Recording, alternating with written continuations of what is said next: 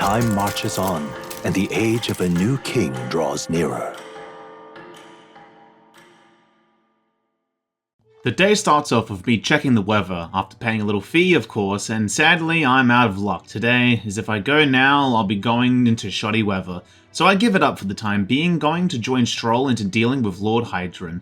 He's on board commenting this could have been far less roundabout if he knew about his assets.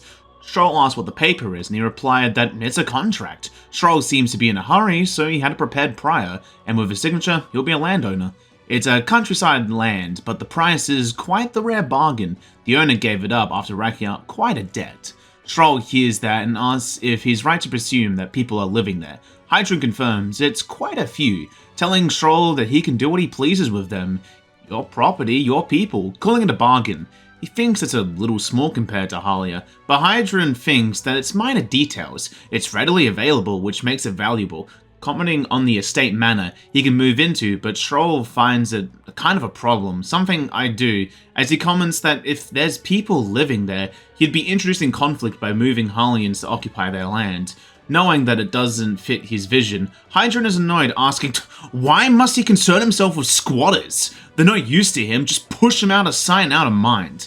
Thinking that a lord doesn't deserve their title without a land to govern, asking he would reject it knowing that? He's having a little bit of a hard time with those words, but I remind him of his parents, saying as he's decided, apologizing to Hydron and tearing the paper in half. Hydron is shocked, telling him that doing this will have ramifications. But Stroll tells him that all the land in the world does not make a lord until he shoulders the responsibility of protecting its people, telling nobles who don't see that can go to hell, saying that there is a counteroffer. He will buy 100 of the vacant homes in the capital. Hydron protests that he cannot afford it, but Stroll replies that he's done his research and they sure can. Clever move, man, as Stroll tells him that he may be a countryside noble, but he better not be overcharging him. That would have its own ramifications. Knowing my status as a high-ranking candidate, knowing it will suffer if he stuffs us. Hydron asks if he's threatening, but he just replies he isn't. He simply made a competitive offer for the house he can't sell, adding that he stands to profit in all of this. Hydron seems defeated, saying the idiocracy expects from a son of a backwater lord who couldn't flee, asking if you'd truly sacrifice his house's name to shelter mere peasants, telling him he may as well throw that money into the toilet, insulting the entire aristocracy, and he'll live to regret it. But Stroll sees it the other way, as the country is changing, and corrupt nobles like him are facing extinction, knowing his parents risked their lives to protect their people, like a noble should, and asks if we shall put ink to parchment. And with that, the people of Halia are left to be astonished, after being told of what he did, knowing his generosity has no bounds. As he tells them to be at ease, he's merely being stubborn, maybe even selfish. The more he wondered, the less clear it was, but then he asked what he truly desired, and he knew the answer, without a doubt. That confused Ragnif, as he says that he just wanted to see the smiles on their faces, a smile from a simpler time, saying, a nobleman is the shield in his people's hand, durable enough to protect them, but light enough to carry. Else, what value does he have? Another gem from his parents, apologizing knowing they wanted Halia to rise once more, but Ragnif says that he's shown them a way to live, with more pride than what fortune or glory could provide, thinking that it was a great honor to have such a dignified family. Stroll apologizes for how long they had to wait, but they were fine, thanking him for all he has done. They'll tell the others. With their lives given a chance once more, Stroll says once his journey is complete, he'll be back, likely to raise the flag once more, as he thanks me for everything, calling me a genuine friend. That statement confused me, but he says that he didn't choose to help these people out of some noble obligation. It goes beyond that. If he could save someone, then he will be straightforward as he can be. He'd wager his parents are the same.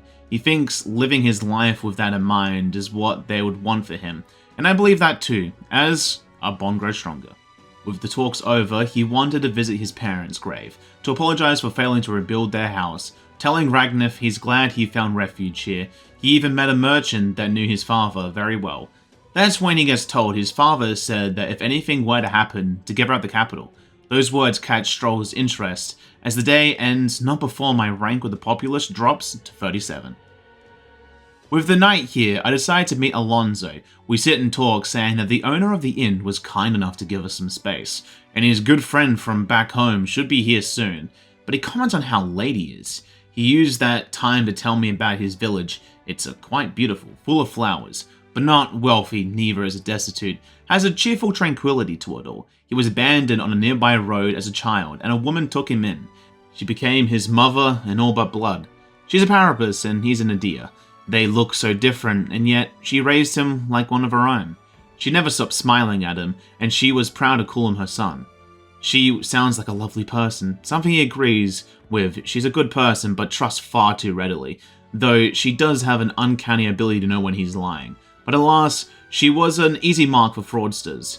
He couldn't tell how many times she would be told an expertly told sob story and was robbed for all she had. In fact, his only other memories of her when she wasn't smiling is her crying since she couldn't feed him. It's why he started his conning. He decided that he'll give any miscreant scum who take advantage of such kindness a taste of their own hell.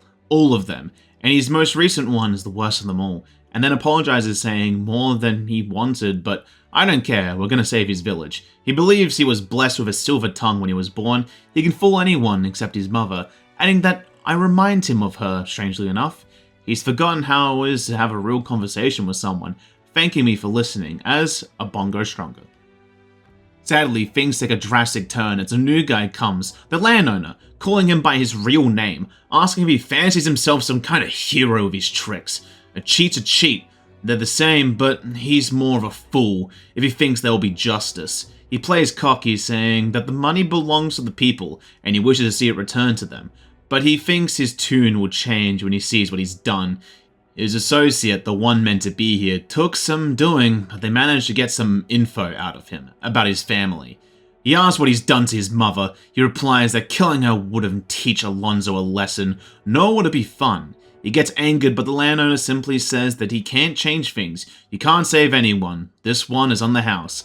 As he leaves and we rush to his village, it's been set ablaze. Alonzo is crouched next to a lady. As they talk, I don't get to hear too much, but from his pained face, it's likely his mother is now dead. Telling him to live on as she passed away. The people of the village are angry at him, saying that it was all his fault. They heard that much from the people. Alonzo wants to be able to help them. He can help rebuild. He has money. But they don't want his filthy blood money, despite his cries for them to just take it and use it for them and his mother. They don't care, wishing that he was the one who was dead. I stand beside him as he remembers the words he said to me, knowing he would have done this. He knew they would do this, wondering if he was blinded by vengeance, but believing he was simply just a fool. I remind him of his mother's last words, and it might be hard, but he must, but he just questions why, asking me not to wish it on him. He's just feeding on his mother's life this whole time, just like a parasite.